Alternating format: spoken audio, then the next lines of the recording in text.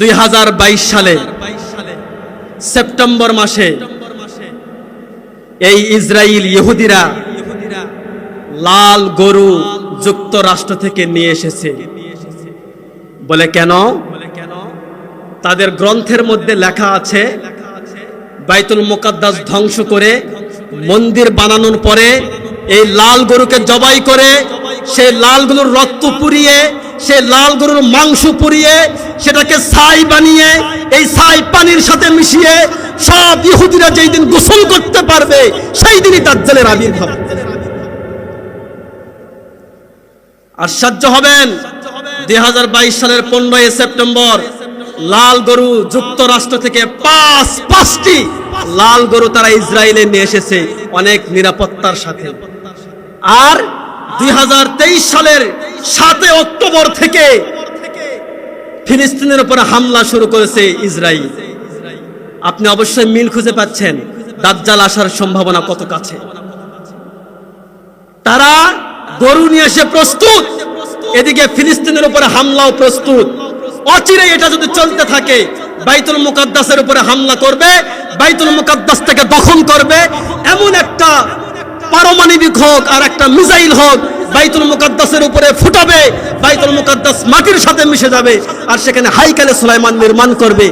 যখনই বাইতুল মুকাদ্দাসকে মাটির সাথে মিশিয়ে দেওয়ার চেষ্টা করবে, সারা বিশ্বের সব মুসলিম কান্ট্রি এক জায়গায় জড়ো হয়ে ইহুদি খ্রিস্টানদের সাথে লড়াই করতে প্রস্তুত হয়ে যাবে।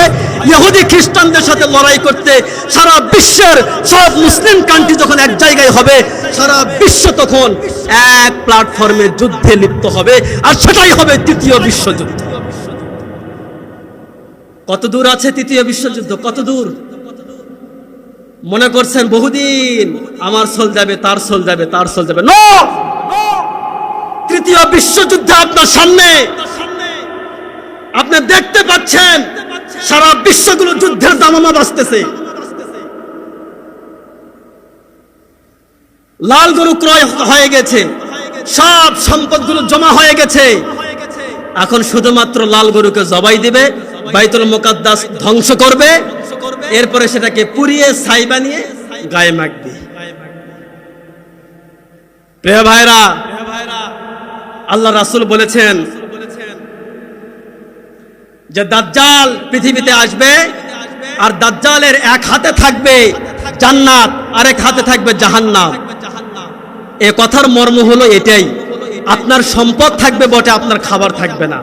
দাজ্জালের হাতে রুটির পাহাড় থাকবে, দাজ্জালের কাছে অনেক বস্তু থাকবে। আপনার সম্পদ আছে, বাড়ি আছে, গাড়ি আছে, কিন্তু আপনার হাতে এগুলো নেই। সব দাজ্জালের অনুসারীরা কিন্তু জব্দ করেছে, দাজ্জালের হাতে এগুলো পৌঁছে দিবে।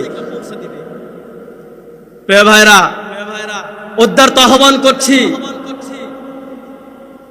আপনার পায়ে হাত রেখে আহ্বান করছি। বিশ্বের ইতিহাস ঘাটাঘাটি করলে যেটা আমরা দেখতে পাই, অচিরে তৃতীয় বিশ্বযুদ্ধ হওয়ার সম্ভাবনা দেখতে পাচ্ছি।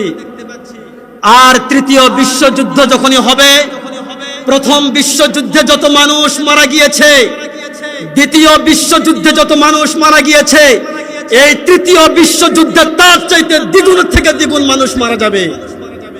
যখন এত মানুষ রক্তপাত যখন হবে, ঠিক সেই সময় মুসলিমদের অনাকাঙ্ক্ষিত সেই দিনে ইমাম মাহদী আলাইহিস সালাম আসবেন। আর ইমাম মাহদী যখন আসবেন, পৃথিবীতে 200 কোটি মুসলিম থাকবে। বর্তমান যেটা আছে 200 কোটি মুসলিম থাকবে বটে, কিন্তু ইমাম মাহদীর হাতে অনলি মাত্র 313 জন বায়াত গ্রহণ করবে। এই হাদিস থেকে বোঝা যায় 200 কোটি মুসলিম সবে মাত্র নামে থাকবে, কিন্তু নামের কামের মুসলমান 313 জন। ওই 313 জন মুসলমানের মধ্যে আপনি আমি আছি কিনা চিন্তা করেন। প্রিয় ভাইরা, আহ্বান করছি, নিজের জীবনটাকে ইসলাম কেন্দ্রিক তৈরি করেন, নিজের ব্যাংক ব্যালেন্স ইসলাম কেন্দ্রিক তৈরি করেন, নিজের জীবনটাকে ইসলাম কেন্দ্রিক সাজান। আগামীর ভবিষ্যৎ অনেক ভয়াবহ আমরা দেখতে পাচ্ছি। আহ্বান করছি, রবের দরবারে ফিরে আসেন, রবের কাছে ইস্তেগফার পাঠ করেন, রবের কাছে ক্ষমা চান। আল্লাহ সুবহানাহু ওয়া তাআলা আমাদের সকলকে তৌফিক, হিম্মত, তাকওয়া দান করুক। সকলে বলি আমিন।